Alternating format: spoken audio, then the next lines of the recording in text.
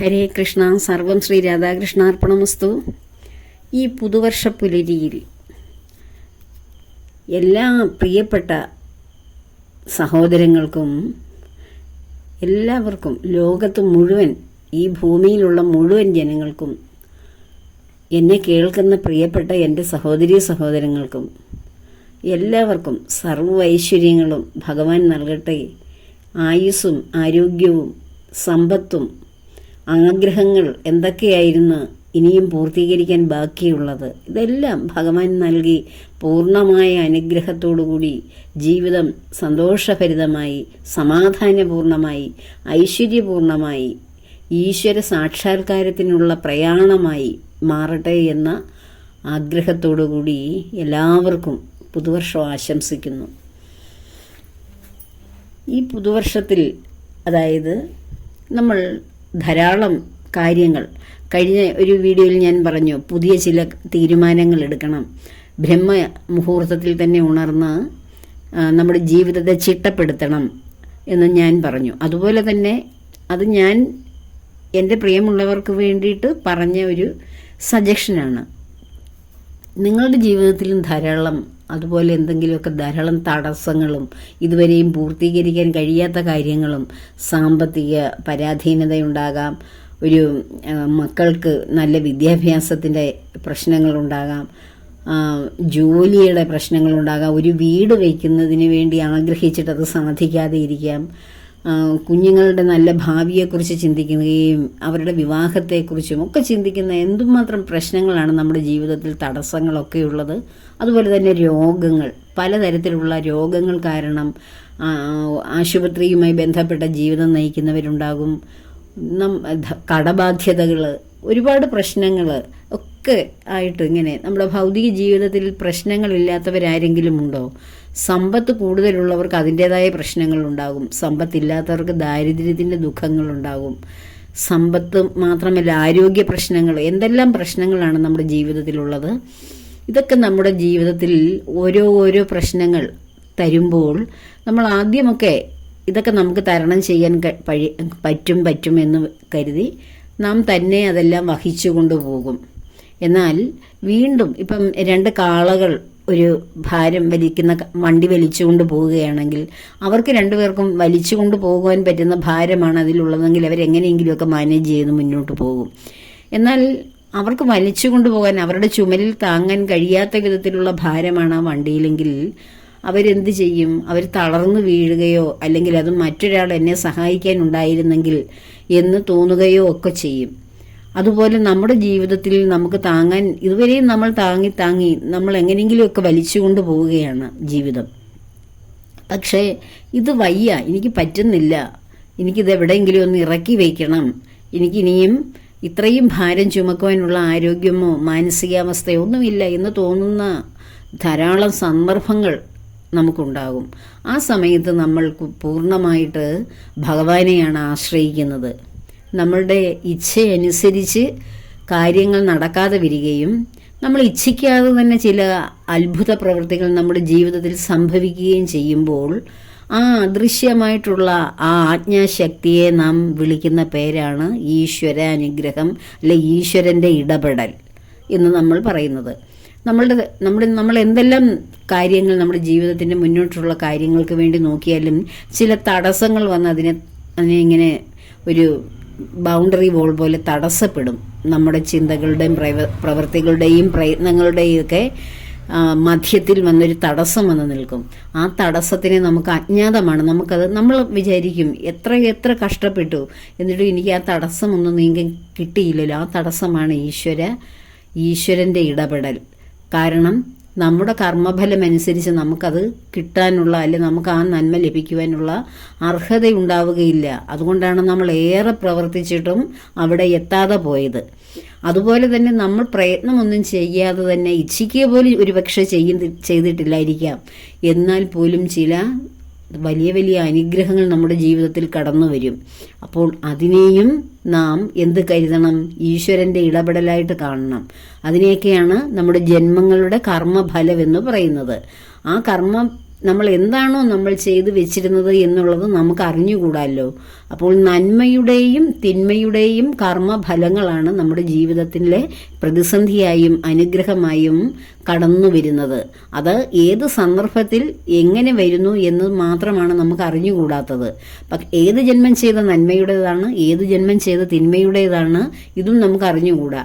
പക്ഷെ ഇപ്പോൾ നമുക്കറിയാം എന്താണ്, തിന്മകളിൽ നിന്ന്, നെഗറ്റീവായിട്ടുള്ള ചിന്തകളിൽ നിന്ന്, പ്രവൃത്തികളിൽ നിന്ന് മാറി നിന്നാൽ, അത് നമ്മുടെ ജീവിതത്തിൽ അങ്ങനെയുള്ള കർമ്മത്തിൻ്റെ വിത്തുകൾ വിതയ്ക്കാതെ ഇരുന്നാൽ നമുക്ക് ഇനിയുള്ള കാലം അല്ലെങ്കിൽ ഇനി വരുന്ന ജന്മങ്ങൾ എങ്കിലും ശ്രേഷ്ഠമായ ഒരു ജീവിതം ലഭിക്കും. ഇനിയുള്ള ഭൂമിയിലെ ജീവിതവും നന്നായിരിക്കും. നമ്മുടെ തലമുറകളും ഏറ്റവും ശ്രേഷ്ഠമായ ജീവിതം നയിക്കുവാൻ അവരെയും നമ്മുടെ കർമ്മത്തിൻ്റെ ഫലം പ്രാപ്തമാക്കും. ഇതുപോലെ തന്നെയാണ് നമ്മൾ ആഗ്രഹിക്കുന്ന പോലെ തന്നെ ജീവിതം വരാതെ ഇരിക്കുമ്പോൾ, നമ്മളിപ്പോൾ ഒരു ആഗ്രഹത്തിന് വേണ്ടി നമ്മൾ ഇറങ്ങിത്തിരിക്കുന്നു, ഭഗവാനെ പൂജിക്കുന്നു, നാമം ജപിക്കുന്നു, ധ്യാനിക്കുന്നു, എല്ലാം ചെയ്യുന്നു, വഴിപാടുകളൊക്കെ കഴിക്കുന്നു. അപ്പോൾ ആ ആഗ്രഹം പൂർത്തീകരിക്കുന്നില്ല, അത് നടക്കുന്നില്ല. അപ്പോൾ നമ്മൾ കരുതും ഭഗവാൻ ഒരു ശക്തിയുമില്ല, ഭഗവാൻ എൻ്റെ മേലൊരു ശ്രദ്ധയുമില്ല, എൻ്റെ ഒരാവശ്യം ആഗ്രഹം പൂർത്തീകരിക്കുന്നില്ല. അപ്പോൾ ഭഗവാൻ ശക്തിയില്ലാത്ത അല്ലെങ്കിൽ സഹായിക്കാൻ മനസ്സില്ലാത്ത, ഒന്നും നമ്മളെ രക്ഷിക്കാൻ പ്രാപ്തമല്ലാത്ത ഒരു ശക്തിയാണ്. ഇതിനെ എന്തിനാണ് വെറുതെ ആരാധിക്കുന്നത്? ആ സമയം മറ്റു വല്ല ജോലിയും ചെയ്തിരുന്നെങ്കിൽ എൻ്റെ കാര്യം നന്നായി പോയേനെ എന്ന് പലപ്പോഴും നമ്മൾ നിസ്സഹായരായി, നിരാലംബരായി ചില അവസരങ്ങളിൽ ഒറ്റപ്പെട്ടു പോകാറുണ്ട്, അല്ലേ? പക്ഷേ നമ്മൾ നമ്മൾ പൂജകളോ വഴിപാടുകളോ വ്രതങ്ങളോ എടുക്കാതെ തന്നെ നമ്മുടെ ജീവിതത്തിൽ എത്രയോ നന്മകൾ ഉണ്ടായിട്ടുണ്ട്. അപ്പോൾ നമ്മുടെ ജീവിതത്തിൽ കിട്ടാനുള്ള കാര്യങ്ങൾ കിട്ടാൻ വേണ്ടി നമുക്ക് എന്താണോ നാം ചെയ്ത കർമ്മത്തിൻ്റെ ഫലം, അതിനുവേണ്ടി പ്രത്യേകിച്ച് പൂജകളൊന്നും ചെയ്യേണ്ടതില്ല, പ്രത്യേകിച്ച് വഴിപാടുകളോ വ്രതം നോക്കുകയോ ഒന്നും ചെയ്യേണ്ടതില്ല. അത് നമുക്ക് സ്വാഭാവികമായിട്ട് വന്നു ചേരും. നമുക്ക് കിട്ടാത്ത, നമ്മൾ ചെയ്ത കർമ്മത്തിൻ്റെ ഫലമല്ലാത്ത കാര്യങ്ങൾക്ക് വേണ്ടി ആഗ്രഹിച്ചാൽ, അതിനുവേണ്ടി ഭഗവാനെ ആശ്രയിച്ചാൽ അത് കിട്ടാതെയും സംഭവിക്കും. കാരണം കർമ്മങ്ങളുടെ ഫലം നിശ്ചയിക്കുകയും അതാത് കർമ്മം ചെയ്യുന്നതിൻ്റെ ഫലം അവനവന് തന്നെയാണ്. അതിൽ ഭഗവാന് റോളില്ല. ഭഗവാൻ സർവസാക്ഷിയായി കർമ്മങ്ങൾ ചെയ്യുവാനുള്ള എനർജി നമ്മുടെ കർമ്മേന്ദ്രിയങ്ങൾക്കും ജ്ഞാനേന്ദ്രിയങ്ങൾക്കും പഞ്ചേന്ദ്രിയങ്ങൾക്കും ഒക്കെ കൊടുത്ത് നമ്മുടെ ഇന്ദ്രിയങ്ങളെയൊക്കെ പുഷ്ടിപ്പെടുത്തി നിർത്തുന്ന ആ ജീവനെ, അതിൻ്റെ പ്രഭാവമായ അതിനെ വെളിച്ചം നൽകുന്ന സ്രോതസ്സായിട്ട് ഭഗവാൻ നമ്മുടെ ഉള്ളിൽ നിലനിൽക്കുന്നതേ ഉള്ളൂ. ഭഗവാന് നാം ചെയ്യുന്ന കർമ്മങ്ങളുടെ ഫലങ്ങളൊന്നും ബാധകമല്ല. അതിൻ്റെ ഫലം തരുന്നതും ഭഗവാനല്ല, നാം തന്നെയാണ്. പിന്നെ കാലചക്രത്തിൻ്റെ ദൈർഘ്യവും അതിൻ്റെ ആ ചുറ്റളവിൻ്റെ വലിപ്പവും ചെറുപ്പവും അനുസരിച്ച് നമ്മുടെ ജീവിതത്തിലേക്ക് ഓരോന്നും കടന്നു വരുന്നത് എന്താണ്? നാം ചെയ്ത കർമ്മങ്ങളുടെ ഫലങ്ങൾ ഓരോന്നും കടന്നു വരുന്നു എന്നേയുള്ളൂ. ഭഗവാൻ സർവസാക്ഷിയായി ത്രിഗുണാതീതനായി നിലനിൽക്കുകയാണ്. ത്രിഗുണങ്ങൾക്ക് അടിമപ്പെട്ട ഈ പ്രകൃതിയിൽ ജീവിക്കുന്ന മനുഷ്യാത്മാക്കളായ നമ്മൾ ഓരോരുത്തരും നമ്മുടെ കർമ്മങ്ങൾ ഗുണങ്ങൾക്കനുസരിച്ച് നാം ചെയ്യുന്നതനുസരിച്ചാണ് അതിൻ്റെ ഫലം അനുഭവിക്കുന്നത്. ഇനി നമ്മൾ ഈ സത്യം മനസ്സിലാക്കി ഈ ജ്ഞാനം ഉൾക്കൊണ്ട് കഴിയുമ്പോൾ നമ്മൾ കഴിയുന്നതും സത്വഗുണപ്രധാനികളായിട്ടുള്ള കർമ്മങ്ങൾ, പ്രധാനപ്പെട്ട കർമ്മങ്ങൾ, സത്വഗുണത്തിലൂടെയുള്ള കർമ്മങ്ങൾ ചെയ്യുമ്പോൾ അതേപോലെ ശ്രേഷ്ഠമായിട്ടുള്ള ബോധം തലത്തിലേക്ക് നാം ഉയരും. ആ ബോധവുമായി നാം ഇവിടെ നിന്ന് തിരിച്ചു പോയാൽ അതേ ബോധമണ്ഡലമുള്ള ആ ഒരു ജീവിതം തന്നെ ആയിരിക്കും നമുക്ക് ലഭിക്കുന്നത്. അപ്പോൾ ഇതുപോലെയുള്ള ദുരന്തങ്ങൾ അല്ലെ ഇപ്പോൾ അനുഭവിക്കുന്ന പ്രതിസന്ധികളും പ്രശ്നങ്ങളും ഒന്നും നമ്മുടെ ജീവിതത്തെ തളർത്തില്ല.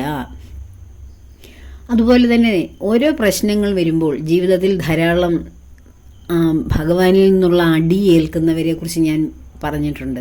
പല അടി കിട്ടിക്കഴിയുമ്പോൾ, ഇപ്പോൾ അവിടെ ഇവിടെയൊക്കെ അലഞ്ഞു നടക്കുന്ന പശുവിനെ ആദ്യം നമ്മൾ അതിനെ വിളിക്കുന്നു, അതിനുശേഷം കയറ് പിടിച്ച് വലിച്ചുകൊണ്ട് വരുന്നു. അപ്പോഴും അത് വരാൻ കൂട്ടാക്കാതെ അലഞ്ഞു നടക്കുകയാണ്. ഒത്തിരി ശ്രമിച്ചു കഴിയുമ്പോൾ നമ്മുടെ തന്നെ ക്ഷമ കെടുമ്പോൾ നമ്മളൊരു വടിയെടുത്തൊരു അടിയെല്ലാം കൊടുക്കും. അപ്പോഴും കേൾക്കുന്നില്ലെങ്കിൽ എന്ത് ചെയ്യും? നമ്മൾ പിടിച്ച വഴിയെ വരുന്നില്ലെങ്കിൽ എന്തോ ചെയ്യും? വീണ്ടും ഒരു നല്ല അടി വെച്ച് കൊടുക്കും, അതിന് നോവുന്ന വിധത്തിൽ. അപ്പോഴത് ഇത്തിരിയൊക്കെ വരും.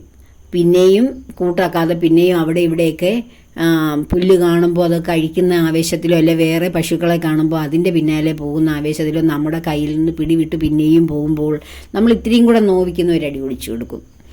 അങ്ങനെ അതിൻ്റെ നോവലുകൾ അതിനെ എത്ര പ്രഹരം നമ്മൾ കൊടുക്കുന്നോ ആ പ്രഹരം അനുസരിച്ച് ആണ് അത് നമ്മുടെ കയ്യിൽ ഒതുങ്ങുന്നത്. എന്തിനാണ് നമ്മൾ കയ്യിൽ ഒതുക്കുന്നത്? നമ്മൾ പറഞ്ഞ വഴിയേ അത് വരുവാൻ വേണ്ടി. നമ്മൾ പറഞ്ഞ വഴി ഏതാണ്? അതിനൊരു രക്ഷ. അത് അവിടെ ഇവിടെ അലഞ്ഞു നടന്നാൽ ഏതെങ്കിലും ആപത്തിൽ ചെന്ന് പെടും. തന്നെയുമല്ല നാം വളർത്തുന്നതല്ലേ. അപ്പോൾ നമ്മുടെ സംരക്ഷണയിലിരിക്കണ്ടായോ? അലഞ്ഞു നടന്ന് എവിടെയെങ്കിലുമൊക്കെ ചെന്ന് പെട്ട് അപകടത്തിൽപ്പെട്ടാൽ ശരിയാവുമോ? അപ്പോൾ നമ്മൾ അതിനൊരു ശിക്ഷ കൊടുത്തത് എന്തിനു വേണ്ടിയാ? ആദ്യത്തെ ശിക്ഷയ്ക്ക് അതിനെ ഏറ്റില്ല, പിന്നെ നോവിച്ച് 2-3 കൊടുത്ത്. അപ്പോൾ അത് കറക്റ്റായിട്ട് വന്ന് നമ്മുടെ കൂടെ തന്നെ നല്ല മര്യാദക്കാരിയായിട്ട് നമ്മുടെ കൂടെ വന്ന് അതിൻ്റെ തൊഴുത്തിൽ അത് മര്യാദയ്ക്ക് നിന്ന് നമ്മൾ കൊടുക്കുന്ന ആഹാരമൊക്കെ കഴിച്ച് മിടുക്കിയായിട്ട് അവിടെ ഇരുന്ന് വിശ്രമിക്കും. അല്ലെങ്കിലോ അലഞ്ഞു നടന്ന് ക്ഷീണിച്ചിങ്ങനെ നടക്കും. അപ്പോൾ ഈ അടിയെല്ലാം കൊടുത്ത് അതിൻ്റെ ശരിയായ വഴി തെളിക്കാൻ വേണ്ടിയാണ്. ഇതുപോലെയാണ് നമ്മുടെ ജീവിതത്തിൽ ഭഗവാൻ ഒരേ അടിയൊക്കെ തരും നമുക്ക്. അത് മാനസികമായിട്ടുള്ള ഓരോ പ്രഹരങ്ങളാണ്. ആ പ്രഹരം ഏൽക്കുന്നത് എന്തിനാണെന്നറിയാമോ? നമ്മുടെ വഴി നന്നാകാൻ. നമ്മളിപ്പോൾ ഒരു യാത്ര തിരിക്കാൻ ആരംഭിക്കുന്നു. നമ്മൾ സൈക്കിളിൽ പോകാം, നടന്നു പോകാം, സ്കൂട്ടറിൽ പോകാം, ഏതെങ്കിലുമൊക്കെ കാറിലോ മറ്റ് ബസ്സിലോ ട്രെയിനിലോ വിമാനത്തിലോ ഒക്കെ പോകാം. പല യാത്രാമാർഗങ്ങൾ സ്വീകരിക്കാം. ഈ യാത്രാമാർഗങ്ങളൊക്കെ സ്വീകരിച്ചിട്ട് എവിടെ എത്തണ്ടേ? പോകേണ്ട സ്ഥലത്താണ് എത്തേണ്ടത്. എന്ന് പറയുന്നത് പോലെ ഭഗവാനിലേക്ക് എൻ്റെ അനുഗ്രഹം മേടിക്കാൻ നീ എൻ്റെ അടുക്കോട്ട് വരൂ. വേണ്ട, ഞാൻ വിട്ടേക്കുന്ന വാഹനമാണ് നിനക്ക് തരുന്ന ഈ പ്രശ്നങ്ങളും ഈ അടിയെല്ലാം. ഈ പതനങ്ങൾ പറ്റുമ്പോഴേ ഭഗവാനെ ബഹുഭൂരിപക്ഷം പേരും അറിയുന്നുള്ളൂ. അല്ലാതെ സന്തോഷമായിട്ടിരിക്കുന്ന എത്ര പേർ അറിയും? അതിനുവേണ്ടി ഇറങ്ങി തിരിച്ച് ജന്മം അതിനുവേണ്ടി ജനിച്ചത് തന്നെ അതിനുവേണ്ടിയാണ്, ഭഗവാനെ അറിയാൻ വേണ്ടിയാണെങ്കിൽ മാത്രമേ ശ്രീ ശങ്കരാചാര്യരെ പോലെയും രമണ മഹർഷിയെ പോലെയും വിവേകാനന്ദ സ്വാമിയെ പോലെയും ശ്രീ നാരായണ ഗുരുദേവനെ പോലെയും ചട്ടമ്പി സ്വാമികളെ പോലെയും ഒക്കെയുള്ള ശ്രീ പരമഹംസരെ പോലെയും ഒക്കെ ഉള്ളവർക്കേ ഉള്ളൂ ജനിക്കുമ്പോൾ തന്നെ ഇങ്ങനെയുള്ള ആ സംസാരത്തിൽ നിന്നും ആത്മതലത്തിലേക്കുള്ള ഒരു യാത്ര ആരംഭിക്കുകയുള്ളൂ. അല്ലാതുള്ളവരൊക്കെ ഭഗവാനെ അറിയുന്നു, ഒരേ ആവശ്യങ്ങൾക്ക് വേണ്ടി അറിയുന്നു, സന്തോഷം നിലനിർത്തുവാൻ വേണ്ടി നമ്മുടെ അനുഗ്രഹങ്ങൾക്ക് വേണ്ടി അറിയുന്നു. പക്ഷേ ഏറ്റവും നന്നായി ഭഗവാനിലേക്ക് സമർപ്പണം ചെയ്യുന്നവരാരാണ്? എല്ലാ ഭൗതിക സുഖങ്ങളോടൊപ്പവും അത് നിലനിർത്തുവാൻ വേണ്ടി വലിയ വലിയ ബിസിനസ് സാമ്രാജ്യമൊക്കെ ഉള്ളവർ ഭഗവാനെയും പരമശിവനെയൊക്കെ ആരാധിച്ചിട്ടാണ്. ഗണപതി ഭഗവാനെയും മുരുക ഭഗവാനെയൊക്കെ വളരെ പൂജയും സേവയൊക്കെ ചെയ്തിട്ടാണ് അവർ രാവിലെ അവരുടെ ജീവിതങ്ങൾ ആരംഭിക്കുന്ന കർമ്മങ്ങൾ. അതൊക്കെ അവരുടെ ആ മേഖലകളൊക്കെ നിലനിർത്തി പോകുവാനാണ്. പക്ഷേ ഇതിനേക്കാളും ഏറ്റവും ഒന്നും ആഗ്രഹിക്കാതെ എല്ലാം എൻ്റെ ഭഗവാനാണ്, ഭഗവാനല്ലാതെ എനിക്ക് ഇനി മറ്റൊന്നുമില്ല, എനിക്കെന്ന് പറയാനായിട്ടുള്ളത് എൻ്റെ ശരീരം പോലും ഞാൻ എൻ്റെ ഭഗവാന് സമർപ്പിക്കുന്നു. കാരണം ആ ശരീരം പോലും എനിക്ക് ഭഗവാൻ തരുന്നതും നിലനിർത്തുന്നതും കൊണ്ടാണ് അത് അങ്ങനെ പോകുന്നത്. ഇങ്ങനെയുള്ള പൂർണ്ണ സമർപ്പണത്തോടുകൂടി ഭഗവാനെ അറിയുവാൻ, ഭഗവാന്റെ ആ ഒരു അനുഗ്രഹത്തിൽ അലിഞ്ഞു ചേരുവാൻ ആഗ്രഹിച്ചോടി എത്തുന്ന ആത്മാക്കൾ ആരാണ്? ഭഗവാൻ തരുന്ന ഈ അടിയെല്ലാം അനുഭവിക്കുന്നവർ. അപ്പോൾ എത്ര അടി തരുന്നു, എത്ര പരീക്ഷണങ്ങൾ തരുന്നു, എത്ര അധപതനം തരുന്നു, എത്ര ശിക്ഷ തരുന്നു, ഇതെല്ലാം ഭഗവാൻ നമുക്ക് തരുന്ന ഓരോ യാത്രാ മാർഗങ്ങളാണ് ഭഗവാനിലേക്ക് എത്തുവാൻ. അപ്പോൾ ഒരടി നമുക്ക് കിട്ടി മാനസികമായ. പക്ഷേ അതുകൊണ്ട് നമ്മൾ ശരിയായില്ലെങ്കിൽ അടുത്ത അടി കിട്ടുമ്പോൾ തന്നെ നമ്മൾ കരുതിക്കണം, നമ്മൾക്ക് ആ ഭഗവാനിലേക്ക് എത്തുവാനുള്ള വേഗത വർദ്ധിപ്പിക്കുവാനുള്ള അടുത്ത ഒരു വാഹനമാണ് ഭഗവാൻ നമുക്ക് തന്നത് എന്ന് കരുതുക. ഭഗവാൻ ആഗ്രഹിക്കുന്ന, സ്നേഹിക്കാൻ ആഗ്രഹിക്കുന്ന, അനുഗ്രഹം ചൊരിയാൻ ആഗ്രഹിക്കുന്ന ആ വ്യക്തികൾക്കാണ് ഭഗവാൻ ഏറ്റവും കൂടുതൽ പ്രശ്നങ്ങൾ കൊടുക്കുന്നത്. ആ പ്രശ്നങ്ങളിലൂടെ ഒരു മനുഷ്യന് താങ്ങാൻ കഴിയുന്ന പ്രശ്നങ്ങളൊക്കെ ഉണ്ട്. അതിനുപരിയായിട്ടുള്ള പ്രശ്നം ഏത് വ്യക്തിക്ക് കൊടുക്കുന്നോ ആ വ്യക്തി എനിക്കിത് താങ്ങാനുള്ള ചുമലിന് ശക്തിയില്ല, മനസ്സിന് ധൈര്യമില്ല എന്ന് പറഞ്ഞ് ഭഗവാനിലേക്ക് വന്നില്ലെങ്കിൽ വീണ്ടും ചെറിയ ചെറിയ അടികളൊക്കെ കൊടുക്കും.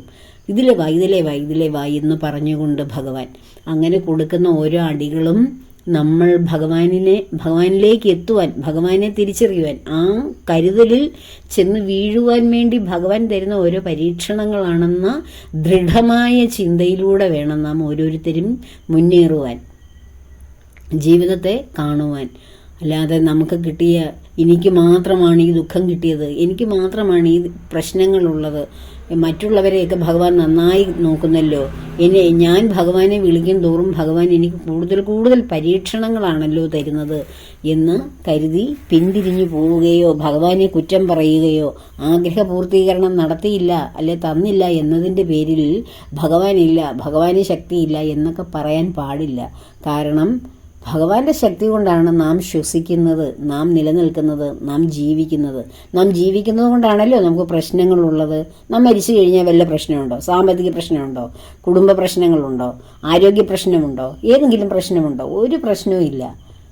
ഈ തടിയിലിരിക്കുന്നത് കൊണ്ടാണ് നമുക്ക് ഈ പ്രശ്നങ്ങളൊക്കെ ഉള്ളത്. അപ്പോൾ ഈ തടിക്ക് ജീവൻ തന്ന് ഇവിടെ ജീവിക്കുന്നു എന്ന അനുഭവം തന്നത് ഭഗവാനാണ്. ആ ഭഗവാന് ശക്തിയില്ല, എൻ്റെ കാര്യം നിവർത്തിക്കാനുള്ള പ്രാപ്തിയില്ല എന്നൊക്കെ പറയുന്നത് എത്ര ശുദ്ധ പോഷ്കാണ്, ആലോചിച്ച് നോക്കൂ. അപ്പോൾ ഭഗവാനെ ഏതൊരാൾ അറിയാൻ ആഗ്രഹിക്കുന്നു അതിനേക്കാൾ മുന്നേ ഭഗവാൻ ആ വ്യക്തിയെ പൂർണ്ണമായി ഹൃദയത്തിൽ ചേർക്കാൻ ആഗ്രഹിക്കുന്നു. അതുകൊണ്ടാണ് ആ വ്യക്തികളെ അതിനുള്ള വഴിയിലേക്കാണ് പ്രശ്നങ്ങളാകുന്ന, രോഗങ്ങളാകുന്ന, സാമ്പത്തിക പ്രശ്നങ്ങളാകുന്ന, കുടുംബ പ്രശ്നങ്ങളാകുന്ന, അങ്ങനെ ധാരാളം പ്രശ്നങ്ങളാകുന്ന വഴിയിലൂടെയാണ് ഭഗവാനിലേക്ക് എത്തുവാനുള്ള മാർഗം തുറന്നു കൊടുക്കുകയാണ്. അപ്പോൾ ഇതല്ല എൻ്റെ മാർഗം, ഇതിലേ കൂടെ പോയാലൊന്നും ശരിയാകില്ലെന്ന് പറഞ്ഞ് ആ അനുസരണയില്ലാത്ത പശുവിനെ പോലെ ഇഷ്ടമുള്ള വഴിയിലേക്ക്, അവിടെ നിൽക്കുന്ന വേറെ പശുവിനെ കണ്ടിട്ട് അതിൻ്റെ കൂടെ, അല്ലെ വേറെ കൂട്ടുകാരെ കാണുമ്പോൾ അതിൻ്റെ കൂടെ, അല്ലെ പച്ചപ്പ് കാണുന്നിടത്തൂടൊക്കെ സഞ്ചരിച്ച് എവിടെയും രക്ഷയില്ല എന്ന് കരുതി എല്ലാം മനസ്സിലാക്കിയതിന് ശേഷം ആദ്യം വന്ന സ്ഥലത്ത് തന്നെ വന്ന് നിന്ന് കഴിഞ്ഞാൽ എത്ര കാലമാണ് വേസ്റ്റാക്കിയതെന്ന് ആലോചിച്ച് നോക്കൂ. അപ്പോൾ എവിടെയും പരിഹരിക്കാൻ കഴിയാത്ത ഏത് പ്രശ്നങ്ങൾ വന്നാലും ഭഗവാനെ തന്നെ അങ്ങ് ഏൽപ്പിക്കുക. അത് ഏൽപ്പിക്കുക. എൻ്റെ ഭഗവാനെ ഈ പ്രശ്നത്തിനൊരു പരിഹാരം കാണിച്ചതാ എന്നല്ല ഭഗവാനോട് പ്രാർത്ഥിക്കേണ്ടത്. എൻ്റെ ഭഗവാൻ അറിയാതെ ഇവിടെ ഒരു പ്രശ്നവും നടക്കുന്നില്ലല്ലോ, ഒന്നും എൻ്റെ ജീവിതത്തിൽ സംഭവിക്കുന്നില്ലല്ലോ. ഭഗവാൻ തന്ന ഈ വിഷയം അത് ഭഗവാനായിട്ട് അതിൻ്റെ പരിസമാപ്തിയും തരിക. ഇത് എനിക്ക് താങ്ങുവാനുള്ള കെൽപ്പോ ശക്തി ഒന്നുമില്ല. എന്നെ ശരിയാക്കിയെടുക്കുവാൻ അവിടുന്ന് തന്നെ മുന്നോട്ട് വരിക. നമുക്ക് ചിലപ്പോൾ ജീവിതത്തിൽ പല നിയന്ത്രണാതീതമായ കോപം, എത്ര ഭക്തി ഉണ്ടെന്ന് പറഞ്ഞാലും ചിലർക്ക് അവരുടെ കോപത്തെയോ മറ്റു വികാരങ്ങളൊക്കെ അടക്കാൻ കഴിയില്ല. അത് നമുക്കേ അറിയൂ. നമുക്ക് ഏതെല്ലാം വിഷയങ്ങളാണ് നമ്മുടെ ഉള്ളിൽ പ്രധാനമായിട്ടോ ഈശ്വരഗതിയിലേക്ക് വരാൻ തടസ്സമായി നിൽക്കുന്നതെന്ന്.